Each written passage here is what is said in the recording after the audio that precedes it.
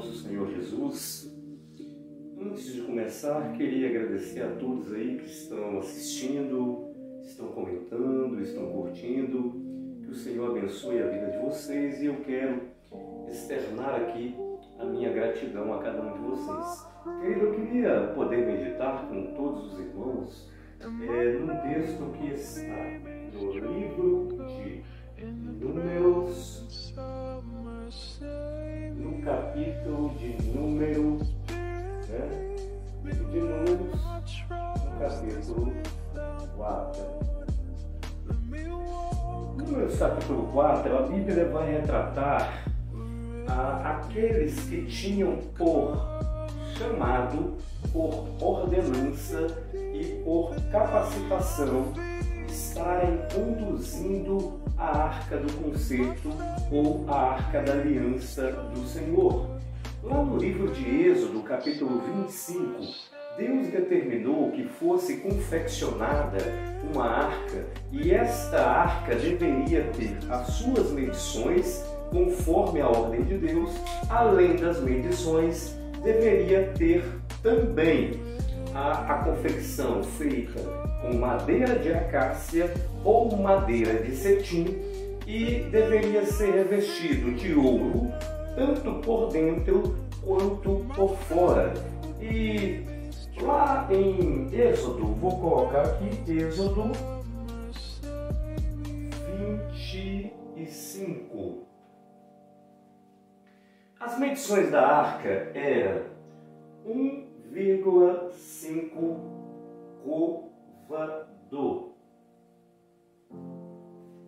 por 1,5 côvado por 2,5 côvados.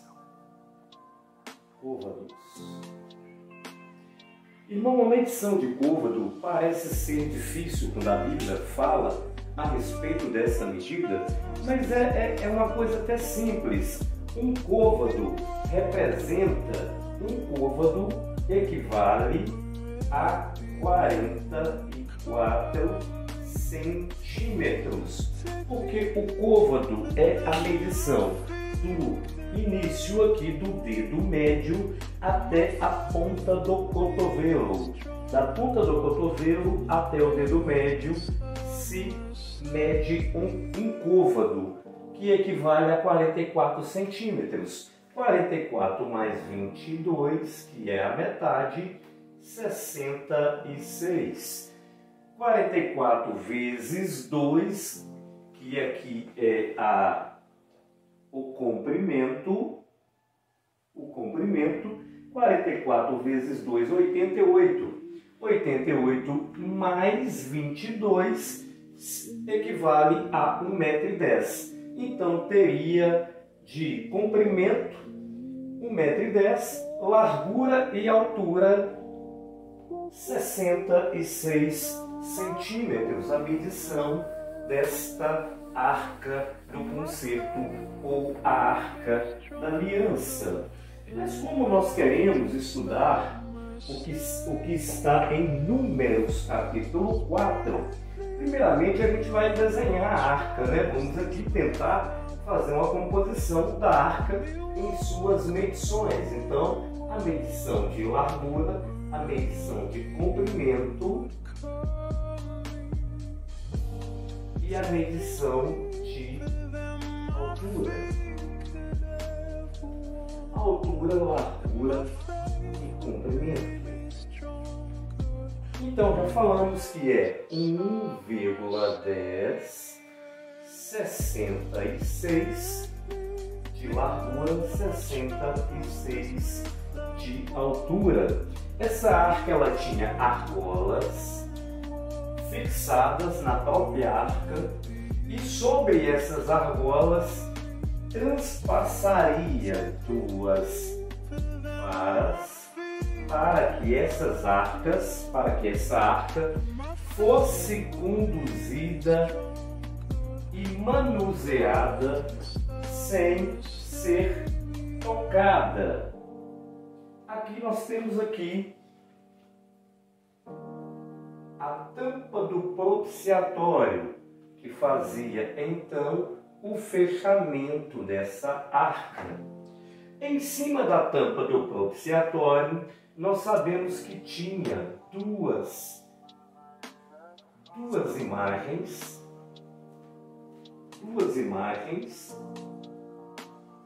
de querubins, dois querubins, cujas asas eram voltadas para a tampa do propiciatório, formando esses querubins olhavam para a tampa do propiciatório, cujas asas eram apontadas também para a tampa do propiciatório, que fazia o fechamento desta arca.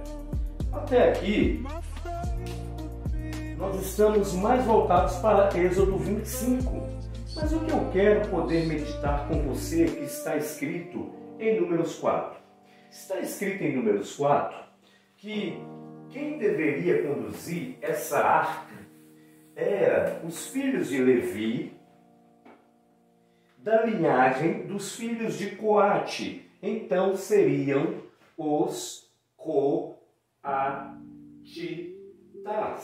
que poderiam conduzir esta arca do concerto e a arca ou arca da aliança.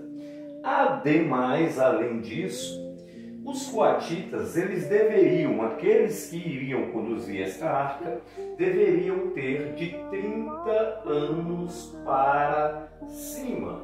O chamado ministerial dos coatitas iniciava aos 30 anos. Então não é mera coincidência que o ministério de Jesus se deu início aos 30 anos, porque está escrito no Pentateuco, em um dos livros da lei, esta ordenança do Senhor, precisamente em Números 4, lá no versículo de número 3, que a idade daqueles que conduziriam a arca do concerto seria de 30 anos para cima. Além disso, nós ficamos sempre naquela dúvida ou naquele questionamento, por que não se poderia tocar na arca do concerto ou na arca da aliança do Senhor, como aquele indivíduo amigo de Davi, chamado Uzá, assim o fez e veio a perecer diante do Senhor. Nós sempre temos um questionamento a respeito disso. Por que Uzá veio a morrer ao tocar na arca do concerto? Amado, eu quero te falar que conforme está escrito em Números capítulo 4, no decurso dos versículos, não é que a arca não poderia ser tocada. Não é que a arca ela não poderia ser tocada. A arca não poderia ser vista. Ela deveria ser conduzida de uma forma em que, ao redor, ou melhor, cobrindo esta arca do concerto, haveria três tecidos. Haveria três tecidos cobrindo esta arca do concerto. E não é o caso que ela não poderia ser tocada. Na verdade, ela não poderia ser vista por ninguém, porque haveria, ao ser conduzida essa arca, três tecidos deveriam cobri-la. E eu queria poder meditar com vocês no significado destes três tecidos. Na verdade, nós entendemos que a arca do concerto do Senhor era o local aonde manifestava a glória de Deus. Então, a arca do concerto ela tem como uma representação da glória de Deus, ou seja, da presença de Deus.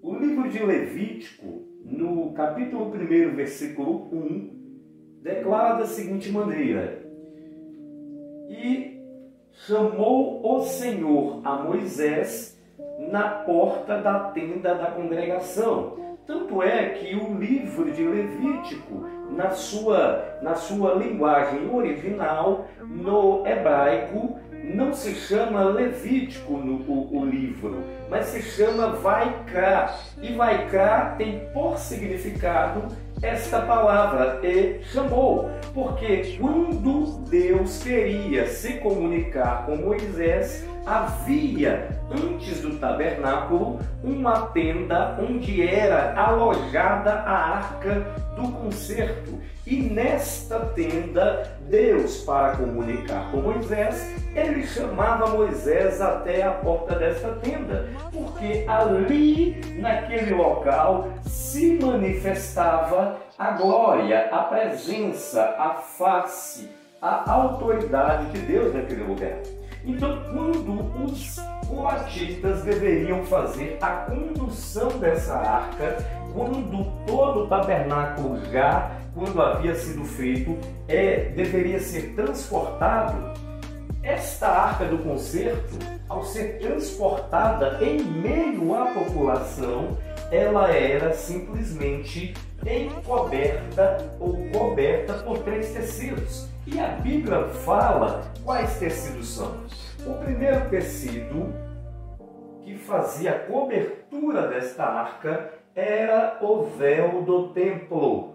O véu do templo é o primeiro tecido. Quer dizer que ao desmontar o tabernáculo, eles pegavam o véu que fazia a separação entre os 2 ambientes, o local santíssimo, o lugar santíssimo, do Santo dos Santos. O véu, ele fazia separação entre as 4 colunas que dividia estes 2 ambientes. Este véu era o primeiro a fazer a cobertura da arca do concerto. Em segundo lugar, era colocado um couro de animal ou um couro de texugo. Era colocado um couro de texugo cobrindo também a arca do concerto. Após o véu da separação, era colocado um couro de texugo.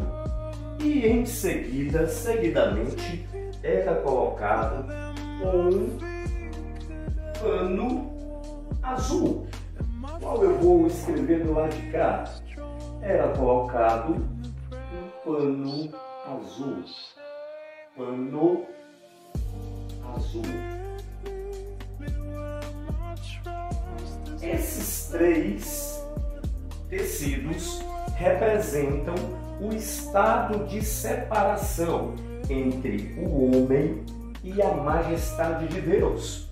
Porque o primeiro estado de separação que nós podemos contemplar foi justamente aquilo que aconteceu no Jardim do Éden, no qual o estado de pecado veio a fazer com que o homem perdesse o seu contato, a sua comunicação, que era tão tranquila, era muito mais fácil o contato do homem para com Deus. Mas o estado de pecado gerado por Adão na sua desobediência fez com que fosse criada uma separação entre o homem e o seu Criador, entre criatura e Criador.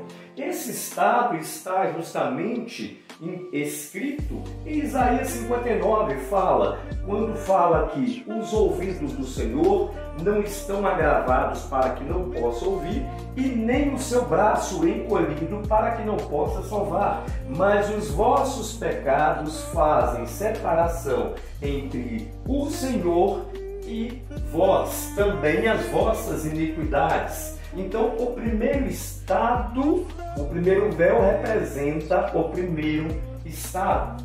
O segundo estado, na verdade, é a própria natureza humana, a natureza psicossomática do homem. O que é psicossomático? É a natureza do soma, da carne e da mente. Nós estamos nesse corpo, ou melhor, estamos nesse mundo material e vivemos no nosso corpo, na nossa matéria. O nosso passaporte para habitar neste mundo é o nosso corpo. Este corpo, ele caiu em declínio, ele caiu no estado do pecado e então agora ele procura o seu prazer. A Bíblia diz em Gálatas capítulo 5 que a carne milita contra o espírito contra a carne, pois são opostos entre si. Então também fala, andai em espírito e não cumprireis a concupiscência da carne. Então, este estado em que nós nos encontramos, que é o estado físico, que justamente faz separação entre nós e a pessoa do Senhor.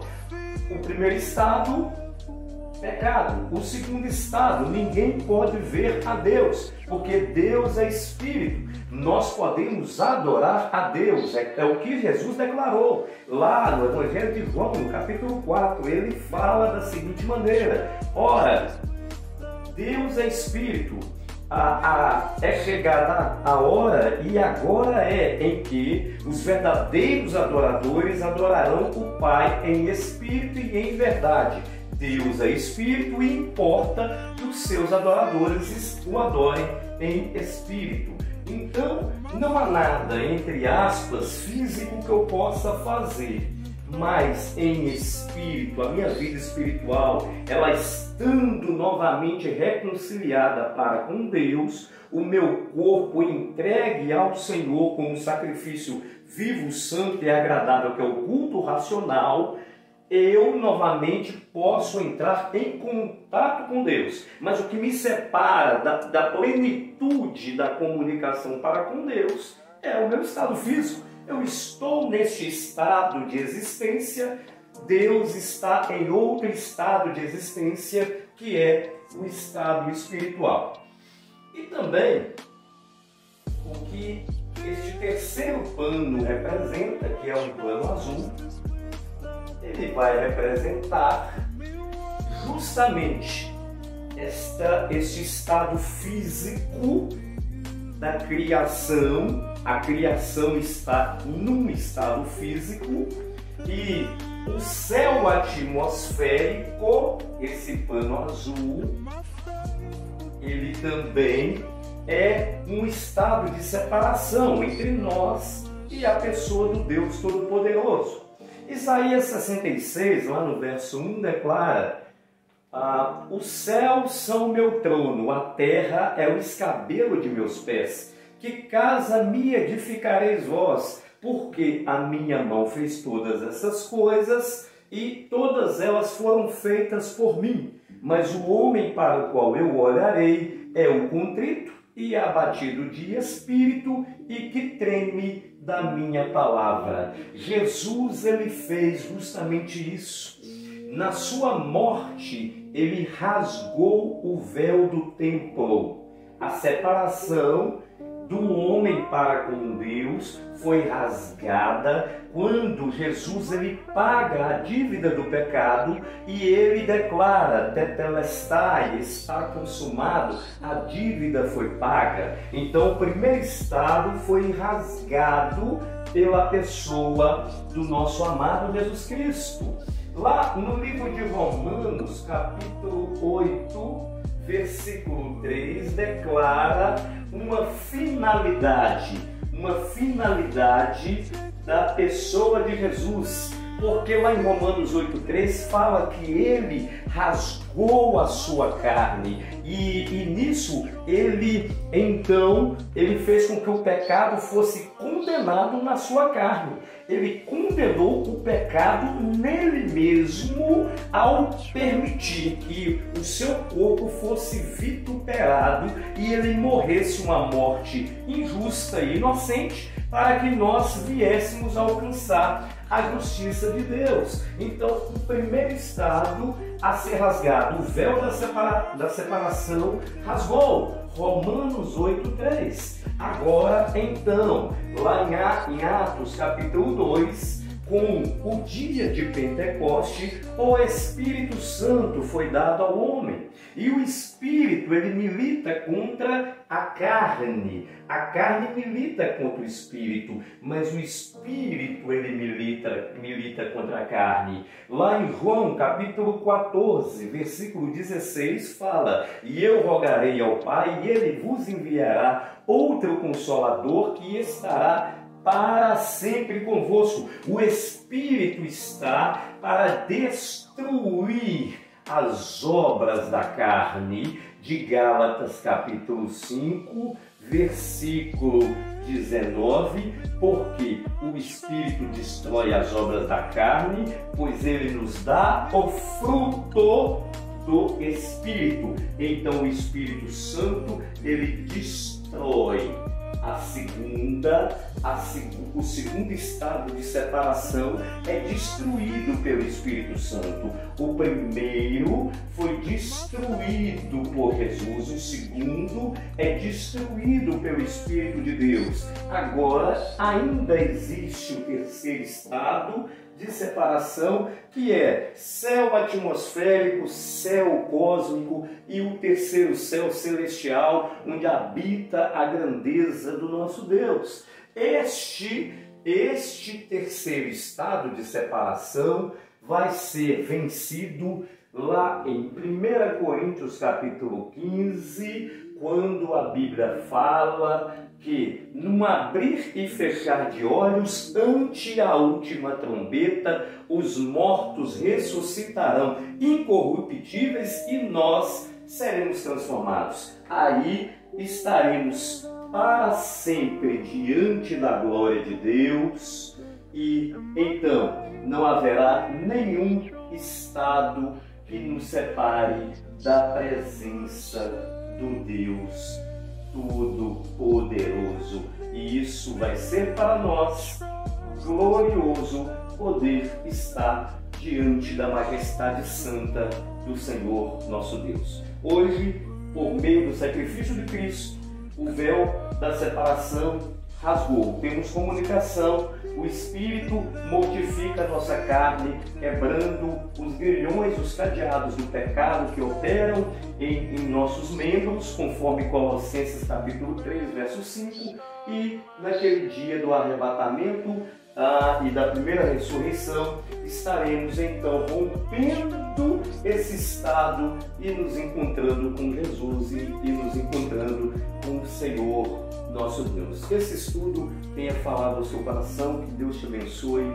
Curta, obrigado novamente por estar assistindo, curta este canal e se puder compartilhe, que o Senhor contemple a sua vida e te abençoe no nome de Jesus. Deus abençoe a todos.